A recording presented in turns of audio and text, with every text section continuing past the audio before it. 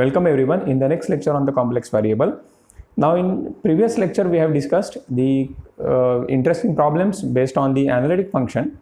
In the today's lecture we are going to see the Cauchy-Riemann equations in polar forms, a simple problem based on it, and the next concept we are going to see is harmonic function. Okay, so let's start with the Cauchy-Riemann equations in polar form.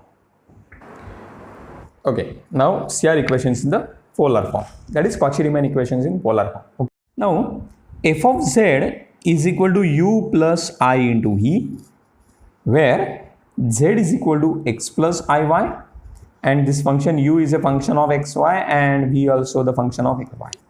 Okay, put z is equal to r times e raised to I theta, that is a polar representation of the complex number, and where the x is equal to r cos theta, y is equal to r sin theta, theta is equal to tan inverse of y upon x, and r is equal to square root of x square plus y square.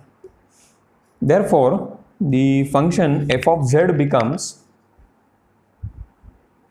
u plus I into v, which is a function of r and theta.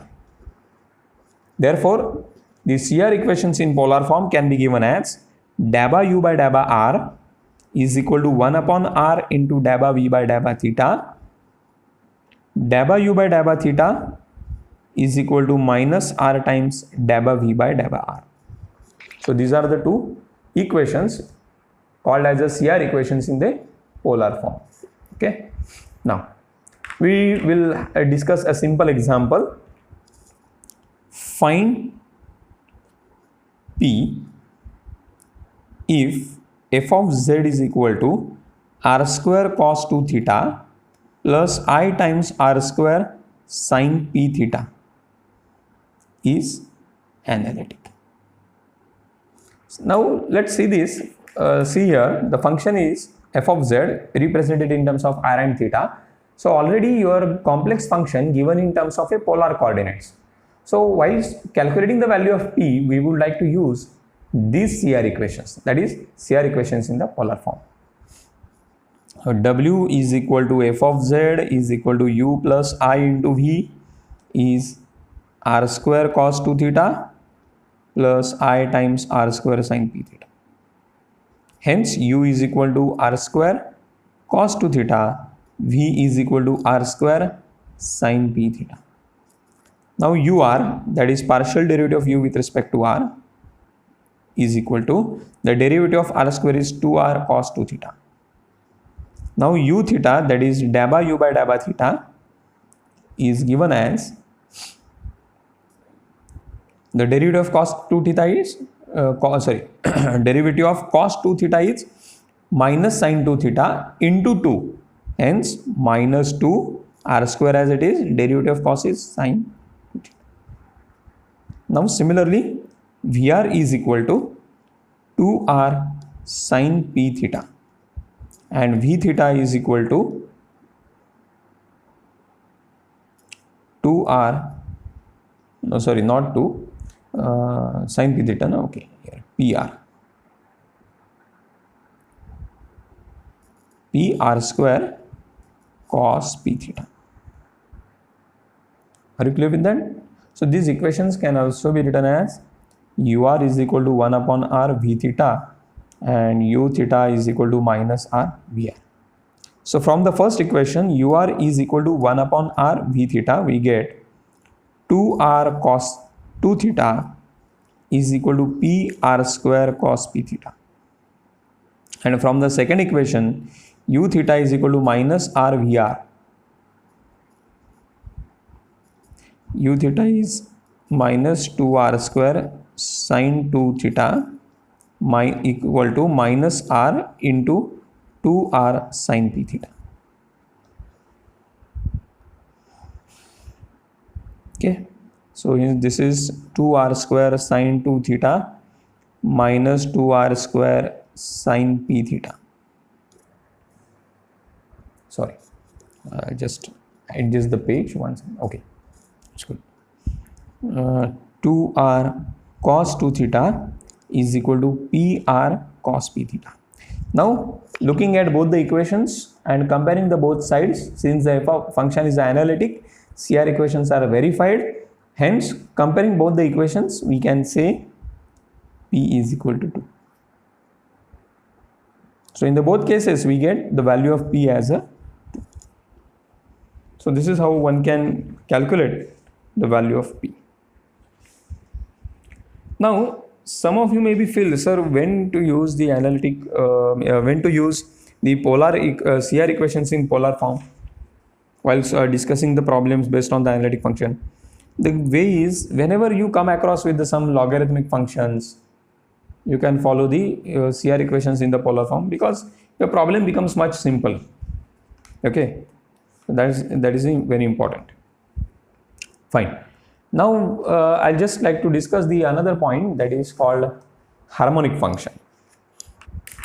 The definition is very simple. Any function phi of two independent variables x and y which has continuous partial derivatives, which has the continuous partial derivatives of first and second order, and satisfies the equation dabba square phi by dabba x square plus dabba square phi by dabba y square. So what is dabba square phi by dabba x square? Basically, dabba square phi by dabba x square is a second order partial derivative of phi with respect to x. First order derivative is dabba phi by dabba x. Second order derivative is dabba square phi by dabba x square. So second order partial derivative of phi with respect to x, second order partial derivative of phi with respect to y, if their addition is 0, satisfies the equation, this equation. Okay. Then phi is a harmonic function. Phi is a harmonic function, and this equation is called as Laplace's equation. It's called as a Laplace equation. Okay. Are you clear with this definition? Good. Now we will like to do a simple example, show that the function is a harmonic. U is equal to x square plus y square. Sorry, not x square plus y. We take u is equal to x square minus y square. Show that u is harmonic. Then dabba u by dabba x is simple, that is 2x. Dabba u by dabba y is minus 2y. Again differentiate this with respect to x. Dabba by dabba x of dabba u by dabba x. So again differentiating this, derivative of x is 1, so we get 2 here. Again differentiating this term with respect to y. So derivative of y is 1, hence we get a minus 2. That is dabba square u by dabba x square is equal to 2. Dabba square u by dabba y square is equal to minus 2. Therefore, dabba square u by dabba x square plus dabba square u by dabba y square, that is plus 2 plus minus 2, the addition is 0. Hence, the given function u is harmonic. Okay. Now, I'll just go to write a very important remark in case of the analytic function.